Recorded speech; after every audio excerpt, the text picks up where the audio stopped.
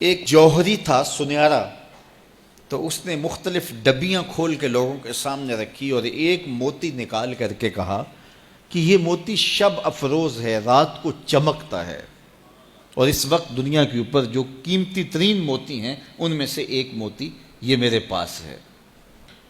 خیر اس نے اپنا سامان سمیٹا تو اس مجلس میں ایک چور بھی بیٹھا ہوا تھا، اس کے دل میں لالچ آ گئی، تو اس نے اس جوہری سے کہا کہ جناب کہاں کے ارادے ہیں؟ تو اس نے کہا کہ میں بمبئی جا رہا ہوں۔ اس نے کہا واہ واہ کیا اچھا ہوا، میں بھی تو بمبئی جا رہا ہوں، تو چلو اکٹھا سفر ہوگا۔ وہ جوہری سمجھ گیا اس کی نیت کے کھوٹ کو کہ یہ میرا ہم سفر تو نہیں ہے، اس کا دل آ گیا ہے اس موتی پہ اور مجھ سے ہر صورت یہ موتی چرانا چاہتا ہے۔ لیکن وہ بھی بڑا سمجھدار تھا، اس نے کہا آ جائیے کوئی بات نہیں۔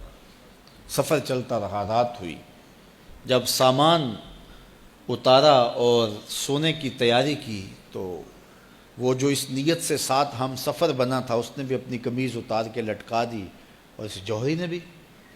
اس جوہری نے یوں کیا کہ نظر بچا کے وہ ڈبیا قیمتی موتی والی نکال کر کے اس کی جیب میں ڈال دے اور خود بے فکر ہو کے سو گیا۔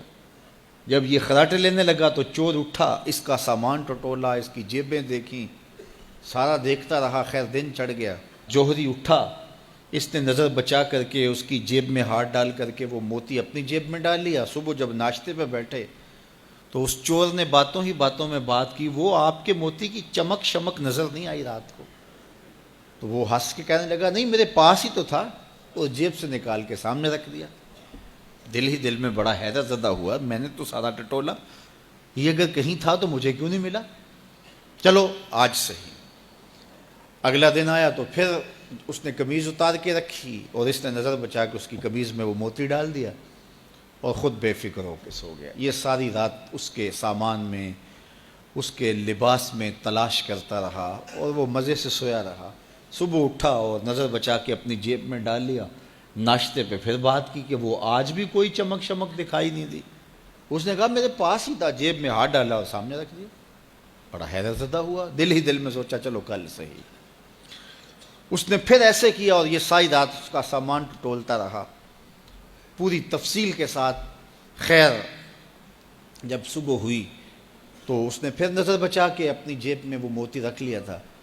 تو اس نے پوچھا وہ رات والا موتی آپ کا نظر نہیں آیا جس کو آپ کہتے تھے چمکتا ہے؟ کہا وہ ڈبیا میں رکھا ہے اس لیے چمک دکھائی نہیں دی، تھا تو میرے پاس ہی، اور جیب میں ہاتھ ڈالا اور سامنے رکھ دیا۔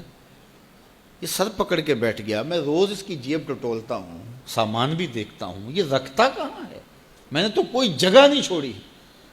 اس نے کہا سچ بتاؤں میں تیرا ہم سفر نہیں تھا، میں چور تھا، میں تم کو بتا رہا ہوں۔ اب آپ میرے بھی استاد نکلے، مجھے اتنا بتاؤ کہ یہ موتی آپ رکھتے کہاں تھے؟ میں ساری رات ٹٹولتا رہا اور 3 دن ہو گئے مجھے، میں نے کوئی گوشہ نہیں چھوڑا، آپ کا سامان کھول کھول کے دیکھا ہے، آپ کا لباس الٹ پلٹ کے دیکھا، لیکن مجھے ملا ہی نہیں، یہ رکھتے کہاں تھے مجھے یہ تو بتاؤ۔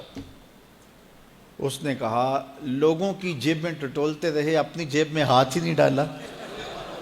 بلے شاہ اڈ دیاں پھڑنے، جڑا گھر بیٹھا ہے انہوں پڑھیا ہی نہیں۔ وَفِي أَنفُسِكُمْ أَفَلَا تُبْصِرُونَ، کہا تم کہاں اسے ڈھونڈ رہے ہو، ذرا اندر بھی اتر کے دیکھو، اندر اترو گے تو اس کا سراغ مل جائے گا۔ نہ مسجد وچ نہ مندر وچ، لب یار نو اپنے اندر وچ۔ جب اپنے اندر اترو گے تو پھر سراغ زندگی نصیب ہو جائے گا، عرفان ذات ہوگا تو پھر عرفان الہی نصیب ہوگا۔